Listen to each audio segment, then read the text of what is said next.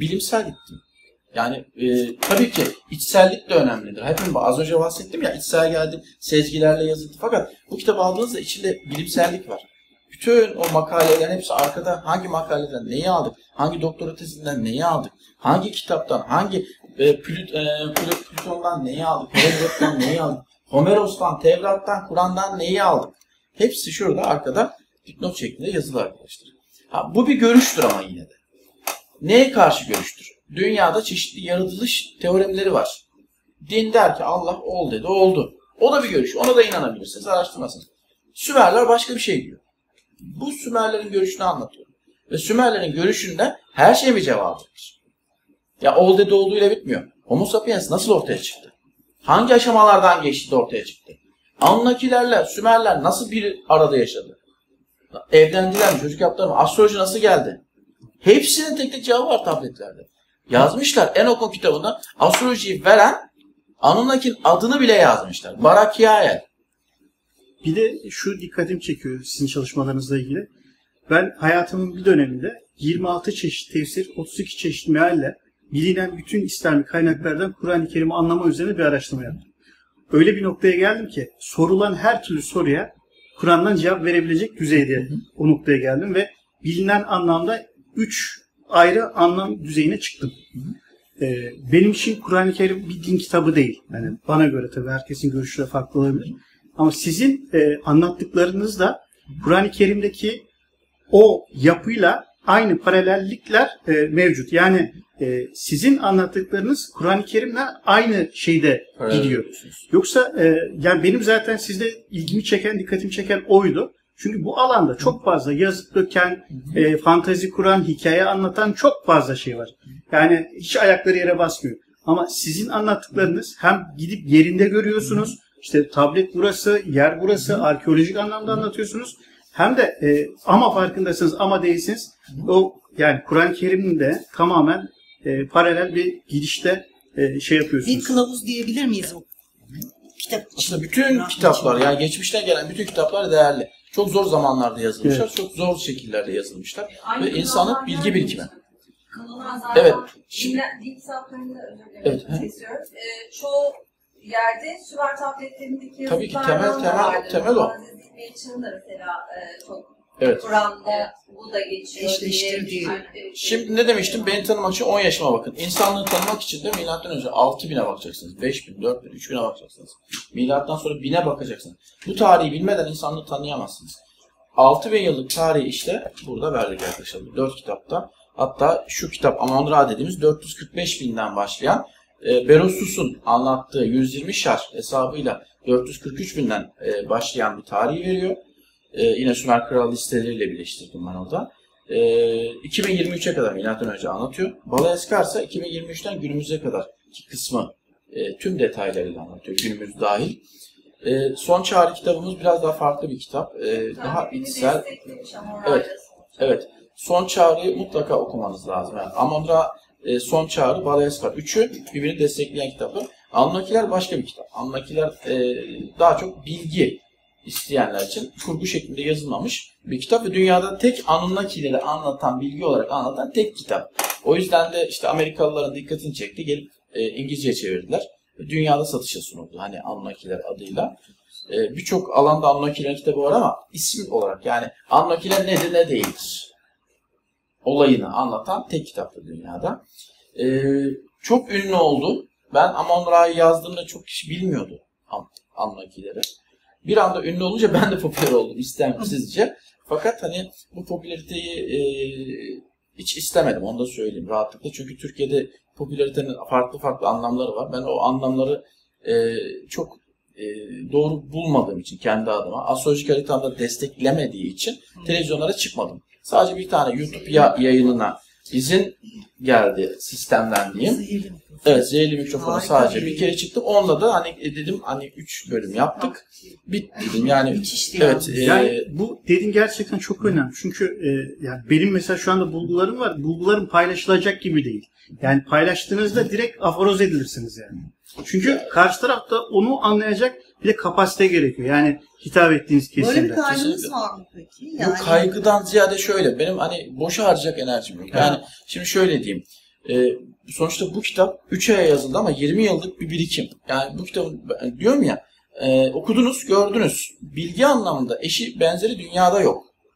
Yani bunu övgü olarak ya da işte ego olarak söylemiyorum. Yani çalışma, ekip olarak söylüyorum. Zafer de içinde. Zafer'in verdiği Anadolu Şamanizmi de bu kitabın içinde. Okudunuz değil mi o kısımları?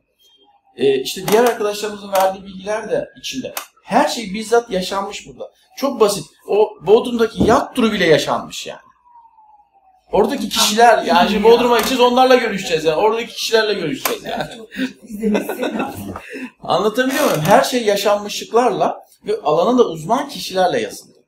Ve hani kurgu ise Atlantis üzerine, Luvi üzerine geldi. Ama genetik de arada eklendi.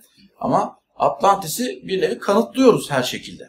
Nerede olduğunu. Atlantis Türkiye'de diyoruz. Yani bunu bir milliyetçilik edasıyla değil, kanıtlarla diyoruz. Platon'un anlatmış olduğu, tek tek irdeleyerek anlatmış olduğu hikayeler Türkiye'de olduğunu gösteriyoruz.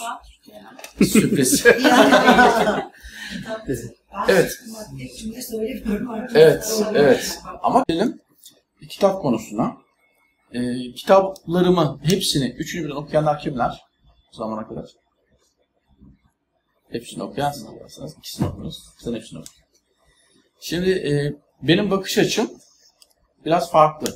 Yani dünyada farklı diyeyim. Öyle sonuçta bir sürü kişi Anunnakiler hakkında yazıyor, çiziyor. Dünyada bir sürü yayın var, bilgi var. Fakat hepsinin ortak şeyi sizin de söylediğiniz gibi. Onlar gittiler, geri dönecekler. Hepsinin ortak şeyi. Ben onu savunmuyorum. Ben gitmediler diyorum. Hatta Balayeskar'da çok daha fazla kanıtla yaklaşık 211 tane dipnot kanıtım var. Yaklaşık 400-500'e yakın da temel kaynağım var. Hepsini arkaya koydum.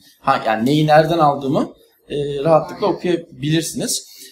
Yine günümüz bilgilerini tamamen bilim adamlarıyla çalıştım. Yani sonuçta bizim gibi farklı dünyaya farklı bakan bilim adamları var. Onlardan bir tanesi Kayseri'de işte beraber oturduğumuz çok yakın dostum Gökçen Yuvalı arkadaşımız. O da genetik profesörü ve Türkiye'de yayını çok fazla olan profesörlerden bir tanesi.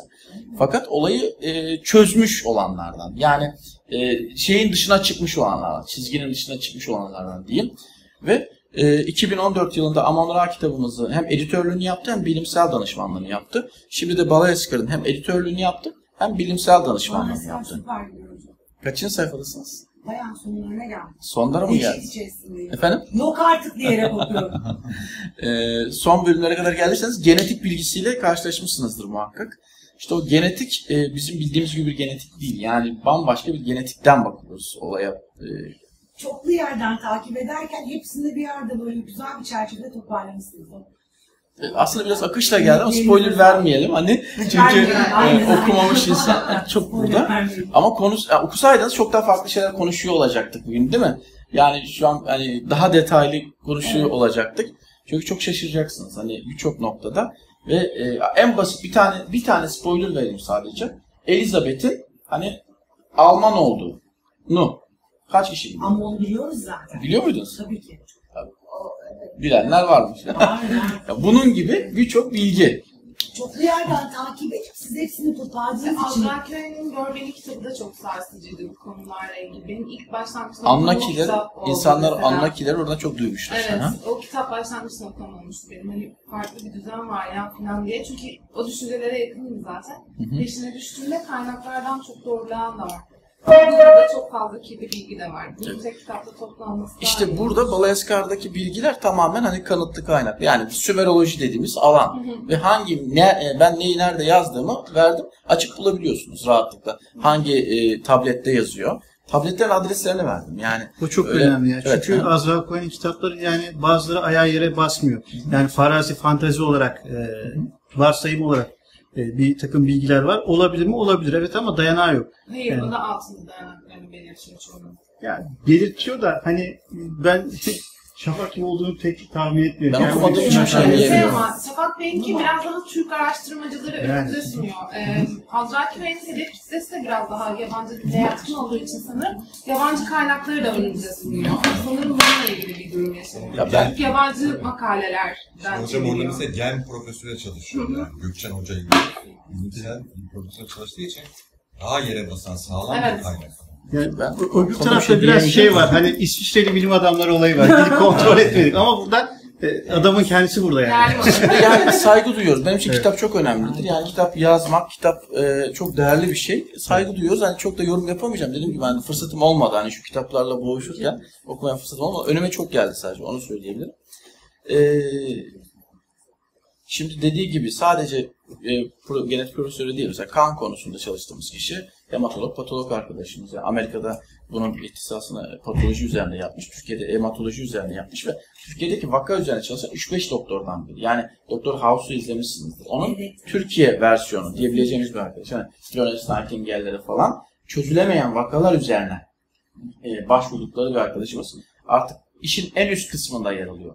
Ve şeyin falan arkadaşı, yani kitapta çokça kullandığımız gen, Siddhartha Mukherjee vardır. Dünyada çok satan.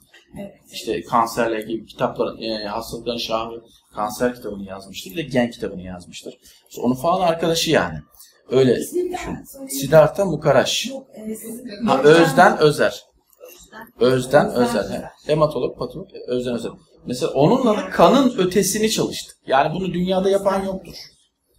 Kanın ötesinde ne olabilir? Yani kanı öğrendik. Kan uzmanı zaten. Hani her şeyini biliyor kanın. Ama bir şey yetersiz kalıyor. Ve o noktada hani Anunnakileri devreye sokarak geçmiş kadim tabletleri ve kanın geçmişteki önemini ortaya koyarak, kan kısmını okudunuz değil mi? Tamam, yani işte o bilgiler tamamı bilgiler tamamı da bilimsel. Bilimselliğin üzerine bir şey koyuyoruz. Yani geçmişi koyuyoruz. Çünkü geçmiş olmadan geleceği göremeyiz. Sizin için de böyledir, benim için de. Göktürk'ü tanıyamazsınız. Yani şu anki 1 saatlik muhabbetle hiç tanıyamazsınız. Ya kitaplarımı okursunuz, fikir sahibi olursunuz hakkında. Eğitimlerime gelirsiniz. Yıllardır beni tanıyan arkadaşlarım var. Fikir sahibi. Ama beni gerçekten tanımak istiyorsanız 10 yaşıma gitmeniz lazım. 20 yaşıma gitmeniz lazım. 30 yaşıma gitmeniz lazım. Orada karakterlerden hani 3 tane erkek arkadaş var ya, onlardan Biz size mi? yakın olan Ha hangisi? yok, bana yakın olan yok. O karakterler, Tam spoiler kurgu da vereceğim. olur. Yani şöyle diyeyim. Benim seçeceğim isimler değildi onlar. Hani Ha. ben biraz geleneksel yapıda bir insan değilim. Fark etmişsinizdir. Evet, evet. Fakat geleneksel isimler seçilmek zorunda kaldı. Çünkü rüyayla geldi o isimler. Bana gelmedi, profesörümüze geldi. Gökçen hocama geldi. Yani ben kitaba başladım. İsimleri artık seçeceğim. O gece rüyasında 2 Anunnaki olarak. Yani bunu Ama genetik bir şey olan, profesör olan da Gökçen biraz. Gökçen Hanım. Anladım. Evet. Yani ona ulaşıp sorabilirsiniz. O da artık bizim alemimizde. Yani ekleyebilirsiniz, sohbet edebilirsiniz kendisiyle. Onun rüyasına geliyor. Hani ilginç bir şekilde. Ve işte Emin ve söyleyeyim isimleri artık. Emin ve Hayrettin şeklinde 2 Anunnaki Sultanahmet'te namaz kılıyorlar. Ve ertesi sabah bana diyor ki gece böyle bir şey oldu. O zaman isimler, yani biri Emin, biri Hayrettin dedik. Bir gece sonra da başka bir rüya gördü. Arif. 3. rüya. Ya bana yukarıdan geldi. Ben seçmedim isimleri. Bir dakika rüya dediğiniz aslında söyletiliyor. İşte Rüya adı altında. bilmiyoruz artık ama Gökçen Hanım'a gelen bu. Ve de içine tamamen girmesi istendi. Yani genetik, çünkü herkesin bilmesi gerekiyor. Şurada her şeyle uğraşan insan var aramızda. Özellikle enerjiyle uğraşanların genetiği bilmesi gerekiyor. Ama genetiği okullarda öğrenemiyoruz. Benim anlattığım genetikle okulda anlatılan biyolojiyi karşılaştırdığımızda dağlar kadar fark var. Niye? Çığlık atıyorlar zaten Evet. öyle olunca okuldakiyle bunu karşılaştırdığınızda. O arada Deliriyorlar. okuldaki gibi anlatılsa Evet. okuldaki Herkes biyoloji işte derslerinde, öğrenir. ben eminim biyolog ya da genetik Tarih de mühendisleri aynı zaten. şekilde. Biyolojide. Kesinlikle. Ya şu kitabı çocuklarınıza okutursanız, ya okutabilirsiniz. Hani biraz ağırdır, anlamayacakları yerler olabilir fakat 18 yaşından sonrası rahatlıkla okuyabilir. İçinde ters bir şey yok. Yani Benim kızıma şey gelir, güzel gelecek. Benim eğitimimi bekliyor. evet, okursa bu çocuk genetik mühendisi olmak isteyebilir rahatlıkla. Çünkü o kadar farklı bir perspektiften anlattım ki genetik bilgisini işte hocamızla beraber. Bunu bilmesi gerekiyor. Enerjiyle uğraşan birinin genetiği bilmesi gerekiyor. Genlerle çalışıyorsunuz aslında çünkü. Yani Telomer burada bilmesi gerekiyor efendim? hocam. Telomer bilmesi gerekiyor. Kesinlikle bilmesi gerekiyor. Bunlarla çalışıyorsunuz. Çünkü karşımızda bir kuantum dünyası var. Daha çözemedik kuantum dünyasını. Yeni öğreniyoruz. 100 sene önce öğrendik geni. Şimdi de genlerle çalışıyoruz. İşte bir sürü çalışma ekledik değil mi? Genlerle iletişim, atalarla bağı kesme. Bunların hepsi genetik arkadaşlar. Genetiğe dönüp dolaşıp bağlanıyor. Atalarla nasıl bağ kesersin? Atalardan gelen genetik bilgiyle bağ kesiyorsun. Oradan gelen kanser bilgisi var. Kalıtımla geliyor. Onun bağını kesiyorsun. Hepsi genetik bunun. Ama genetiği bilmeden çok daha başarı şansı azalır. Demek ki sistem bana genetiği yaz dedirdi. Çünkü genetik profesörü aracılığıyla geldi. Tekrar başladık. Ve bu kadar olacağını tahmin etmedik. Yani ben şöyle bir şey düşünüyordum kitaba başlarken.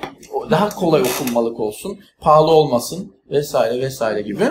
Ama bir farklı bir şekilde aktı yani kitap. Özellikle kaçıncı bölümdesiniz? 18. bölüme geldiniz mi? 18. bölümden sonrası hiç benlik akmadı. Çok daha farklı aktı. Yani bu zamana kadarki anlattığım her şeyin dışına çıktım biraz da. Ama öyle geldi. Ben bile şaşırdım. Yani benim için kitap öyle yazılır. Yani omurga belliydi. Giriş, gelişme, sonuç belliydi. Araları dolduracaktım. Ama sonuç kısmına geldiğimde bir anda her şey değişti. Kitabın adı bile farklıydı. 18. bölüme geldiğimde kitabın adı 2060'tı. Fakat 18. bölümde bambaşka bir, artık yani biz ona ilham diyoruz. Başkaları sezgi diyor. Başkaları başka bir şey diyor. Başka bir yöne doğru akmaya başladı. Gökçen hocama gönderdiğimde o bile şaşırdı. Yani şaşkınlığını ifade edemedi. Nasıl böyle bir yere aktı bu kitap diye. Ben de bilmiyorum dedim. Ve oradan aldı, yürüdü. Ne yazdığımı bilmeden yazdım. Yani öyle diyeyim. 19. bölümü ben yazdım. Toparlama bölümü. Ama 18. bölüm bambaşka aktı ve ismi de orada geldi. 18. bölümde Balaeskar ismi 18'de geldi. 18'e yazdım. 18'e kadar Balaeskar'a rastlamayacaksınız yani.